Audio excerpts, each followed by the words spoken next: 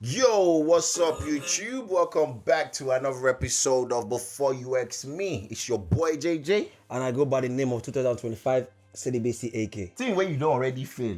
That was a mistake. Now me they tell you say that this thing you no go succeed. Okay, Omalo. No, you don't be like say na course oh. JJ, But if I do walai. it, you go celebrate with me. Wait, I want to celebrate with you. I want to celebrate celibacy. No, you celebrate that I was disciplined enough mentally and physically. I've known you long enough in my life to know you are not disciplined. And I want to change that part. Can you help me or not? Anyway, okay, so go on. our incoming prime minister. Yes. She went online and made an announcement that I don't know if you've seen about her plans for immigration. How she wants to tighten the immigration laws in the UK, etc. Why is it that every incoming presidential or political candidate always targets immigration as the first place to make improvement or to stamp the authority? Why? Because immigration is one of those things that suck the most money out of these countries. Yeah. So they're spending quite a lot on immigration, trying to keep their country secure. And I kind of get it. I understand why. And I kind of look at it in a way. A lot of people are against Donald Trump for what he's doing. But if you think about it in a way, if you put fence around your house and people just climb your fence, enter your house, just knock your gate, enter your house, anyhow, enter your kitchen, they chop your food, anyhow. How you go feel? Nobody will like it. You get what I'm saying? I plead the fifth. The reason why I don't want to really complain about it is because immigration, there's people who are running from tough country. Yeah. Coming to these countries to start their life. And there's I people get. who have come into this country who've jumped the fence and Yeah. they've also contributed to the economy. No, I get that, but my thing is there's process. And come on, it's of course I'm a migrant myself. You get what I'm saying? I grew up in Nigeria, I lived in Nigeria till I was 14, came to the UK when I was 14 years old. So I'm a migrant myself. So I understand, you know, the how it's transformed my life at the end of the day. But I think the side of it that I'm looking at is more them trying to make sure that people follow the Rules and legitimate regulations. rules Okay. to get into the country. Do you get what I'm saying? It's not that the laws are against migrants, although it makes it difficult for people to get into the country, and your route into the country has now become a lot more tougher. And longer. Do you get what I'm saying? And also being able to be naturalized and become a citizen of that country now becomes even harder. You know, while you think about that, I understand that, you know, immigrants have contributed to A lot. the economy in certain ways. Do you get what I'm saying? Yeah. I totally understand that there are jobs that people in the Western country don't want to do, but immigrants, in a way, that's also exploitation because these people are getting paid less than minimum wage because they're immigrants, and the companies who are utilizing them for these jobs know that they're immigrants and they have no other choice but to take these very low paying jobs. You get what I'm saying? So it's like I hear that. there's that balance that you have to have in understanding what the country is trying to do. Companies who are trying to exploit immigrants. At the same time, immigrants not being able. I watched one girl's story where she was talking about when she came into Europe. She sold her business in Nigeria. She had a salon, sold her assets, used the money to travel to Europe. She came to Spain, right? And when she got to Spain, she thought life would be better, but she had to work in a farm. Fam, she was giving an account of the process of her being in Spain and working in a farm, etc. And the girl was ill. She had to go to the hospital. And on top of this, she wasn't even making as much money as she was making in Nigeria. There are a lot of people who've abandoned their businesses and their ventures in Nigeria and sold their assets and came to UK To wipe and nyash. now wiping nyash. You know what I'm saying? Wiping nyash, or even working in a factory or working in a what's it called, night shift at Warehouse. Shelving. So it's like, to some extent, it's not worth it. And then again, over time, some people 5 years, some people 10 years, some people 15, 20 years, eventually their life becomes better. But who's to say their life couldn't have changed in whatever country they are in? But then again, Nigeria is a mad one, so you can't even really say. But anyway, before we go too far into the conversation, if you haven't seen Auntie Kemi Badenoch's video on her plans for immigration. Britain is our home. It's not a hotel. It's time to tell the truth on immigration and propose real plans to do something about it. I want to reduce immigration and make living here actually mean something. We need to change the way our immigration system works. So I'm announcing that the Conservative Party is going to do the following things differently. 1. If you want to stay in our country permanently and apply for indefinite leave to remain, the time you have to live here before you apply will increase from 5 years to 10 years. 2. You will have to be a net contributor with a high enough salary, especially if you want to bring family members with you. Describe So high enough salary. The first one, having to live here, cool, no problem. But net contributor earning a high enough salary, that's when it starts to become a little bit tricky. Because first of all, if you're coming into the UK, even if you're coming on a work permit, it means that it depends on the job you're coming to do for you to be earning that certain level of. We know that most migrants are only able to work certain low jobs. salary, low income Or jobs. start with low. You get what I'm saying? Yeah, Or start low. below, yeah. Because for you to get most jobs in the country, what do they normally ask for?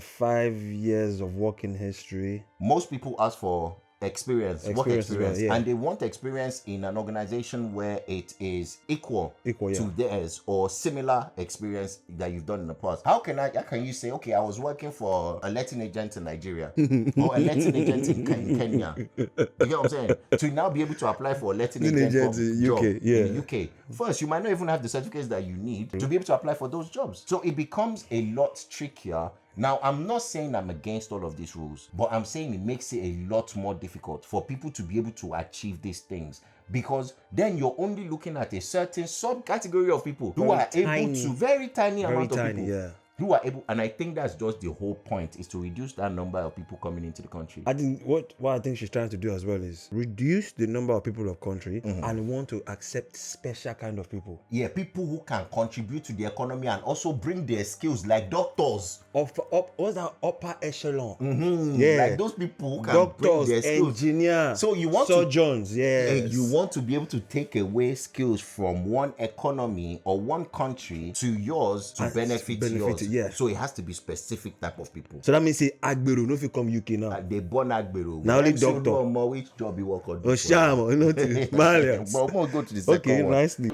And if you've got a criminal record, you're banned. Get that. I don't mind that. I like that one. I don't mind that. If you're a criminal, why are you trying to enter someone else's country and you want them to hug you and say, hey, here's benefits? You're coming to make it unsafe for me. Exactly. Of course, if you've got a criminal record, ban. Next time, don't commit crime. 3. If you've claimed benefits or need social housing, you can't even apply. I kind of agree. I'm not mad at that. I agree. I'm not mad at that at all. I agree. Why are you coming Here to my country to come and suck it dry? Why are you coming to a country you know feel help yourself for there? You won't come here because you believe that taxpayers' money will be able to help you. How is that fair on the people who are doing the job and paying the taxes? And have not even actually claimed benefits that they deserve. Before in their life. Some of them have never claimed benefit before. They've been working their ass off. That's true. Do you know what I hate the most is at the end of the year, you get this tax letter that breaks down where they've spent your money and they tell you how much of your money they've taken and where they've spent. Like good enough you've taken my money. And when you now look at how much they've taken out of your money, especially if you earn over 150 or 100 and something, you now look and say, so I don't lose all this money. You now won't come tell me, say now one bastard immigrant, you got to go give my. Do you know what I'm saying? MC Oshomo. If you need help, seek help from the government of your own country. That's true. If the government of your country can help you, raise something, no, you riot there, or next time, the next election, vote for the right person. Vote for the right person. Facts. But Nigeria, regardless who you vote for, our local is our local. 4. We will increase the time before you can apply for a British passport from 12 months to 5 years. That one, I kind of like it because it shows that if you really want to be in this country, you care about this country, you want to stay here, you will dedicate your time to it. And stay here. Legally, lawfully, you dedicate the time to it. Because a lot of people that have come here, they don't go. Yeah. Take what they want, commit the crime for here and they want, they don't go, they don't thief money, they don't embezzle, they don't scheme, they've gone to another country. So if you're saying you want to stay here for that long, I'm going to give you commitment. You have to show to me that you want to commit to the society, to the country, to the system. And we will grant you your stay. But you know why I think Great Britain is such hypocrites, and they're not, their soul is wicked. And I'll explain why. There are loads of African politicians who embezzle money from their country, and when they embezzle money from their country and steal and do all of this nonsense in their country, do you know where they invest the money? European countries. So what laws and what sanctions are you putting in place for those politicians who are thieving money from their country and spending it in your country? No be then rise the prices of flats and houses for central London. Because they know that the only people who can afford it are politicians from other countries most of the time. Yeah, they did a documentary about... So what rules and regulation are you people? Why are you not announcing that as part of your rules and regulation? It's simply why money make the world go. Yeah, so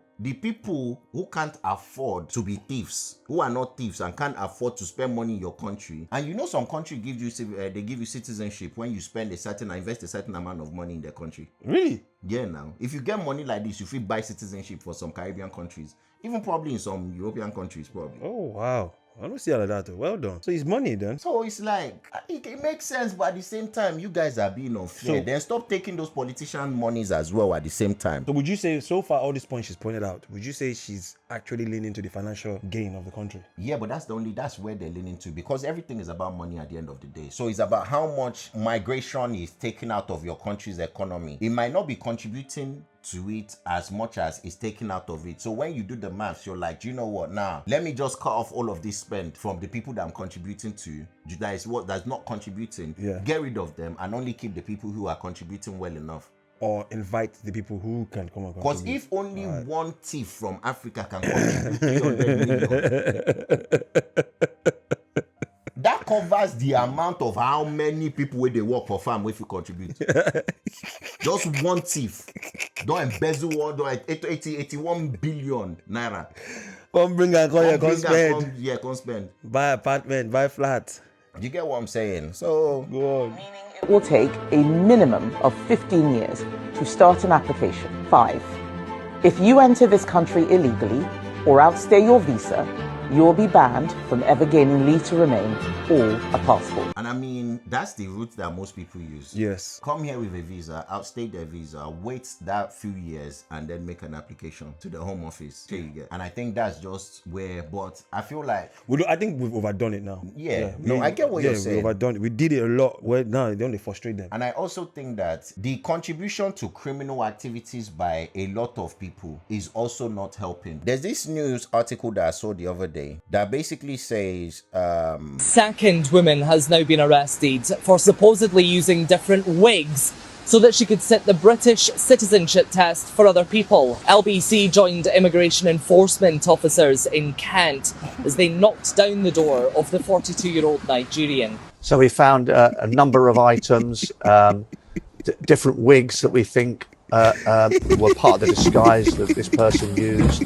We've also seized some other goods that we believe might be the proceeds of crime or even maybe stolen property. The Home Office has said fraudsters who are sitting the Life in the UK test could mean that people are being allowed to stay in the country without proper checks, and that could potentially be putting the public at risk. Okay, so if you don't understand what the Life in UK test is, go on. Life in UK test is one of those tests that you have to take in order to be able to apply for citizenship in the UK. Now, the test just kind of tests whether you have an understanding of the culture of UK and understand the history of United Kingdom, etc., or other areas of the country that it sort of tests you on.